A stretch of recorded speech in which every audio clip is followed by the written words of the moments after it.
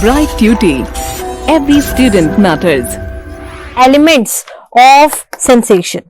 So there are different elements of sensation. First we have the quality of the sensation. These elements of sensation are able to give us a complete look and feel of the sensation. First of all, we have the quality. So the nature of sensation is different, right? So there is, every sensation has its own quality. For example, the quality from, let's say, green sensation of our eye, meaning green color which we perceive, is different from the cold sensation, right? Obviously, because that cold is perceived by the skin and green color is perceived by the eyes. So the quality differs and depends on the sense organ which we are talking about, right? So each type of sensation has got its own specific type of quality.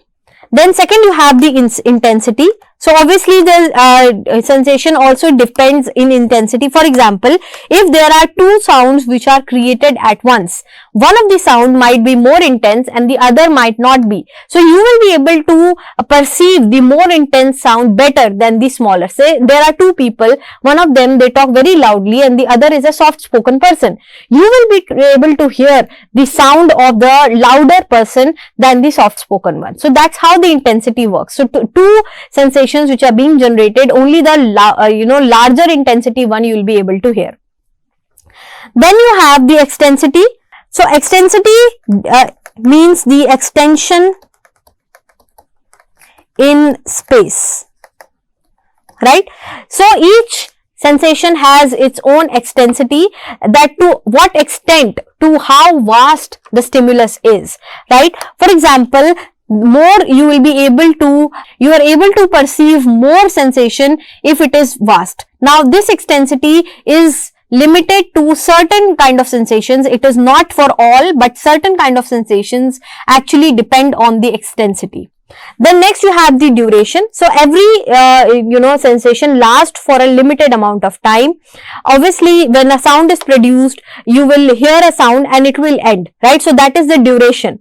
So obviously this is how the duration of a particular sensation. If there is a very small click, very small, like split seconds, there may be a case where you won't be able to hear it, right? The reason is, because of the duration, right? So the duration was very small and you were not able to perceive that sensation. Then the clarity. Obviously, as the name suggests, that each sensation has its own clarity. That means the sensation which is lasting for a longer time gives you a better quality than the sensation which is lasting for a lower time, right? So a click which is elongated, you will be able to hear that for in a better way rather than a very small click and it is not also clear. So clarity depends upon the duration, right? If a sensation lasts longer, you will be able to perceive it in a better way, and obviously it will give you more and more of informations. Next, you have the properties of sensation. There are three important properties. First, you have the quality, then you have intensity, and then you have duration.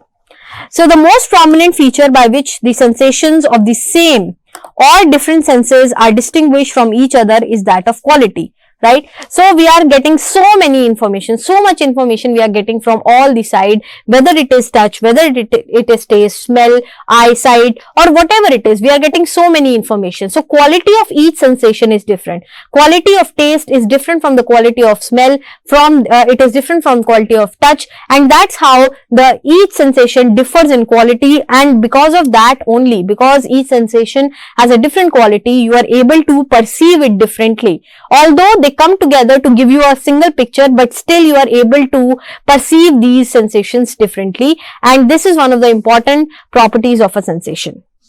Then by the intensity of a sensation is understood its vividness, its greater or less strength of consciousness, right? So how strong the degree of intensity depends partly on the force of the objective stimulus and partly on the vigor of the attention. So how in a better way the stimulus is given, or whether you are paying attention. If you're not paying attention, suppose you are in a classroom and you're feeling bored and your attention wavers, you will not be able to understand the lecture even though however hard that teacher is trying. So the vigor of attention is very important in understanding a certain sensation, in getting a certain knowledge, right? Duration of sensation means obviously the length of time during which it persists in existence. Now, every sensation has, it is very important for one sensation to end, and there should be a time period for the second sensation to understand. Now, for example, when two people are talking simultaneously, you are not able to understand both the what they are trying to say. If two people are talking simultaneously, and you will not be able to understand either one. So that is the reason why there is importance that one of the sensations should stop before the other sensation starts, right? And that's how you will be able to perceive them properly. In the case of light, in the case of sight, what happens is, let's a perception, this sensation overlaps the other, so you will not be able to distinguish between the two, and that's how feature films are also created.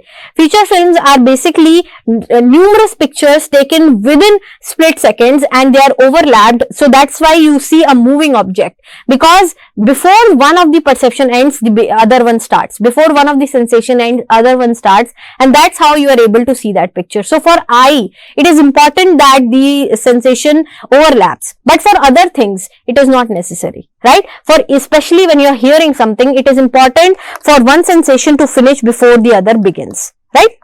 This is determined mainly by the continuous of the stimulus. How continuous the stimulus is, for how long the stimulus stays, that is how the sensation is maintained, whether it is present for a longer period of time, whether it is present for a smaller period of time, whether two sensations are overlapping each other. It is very important to understand all of these.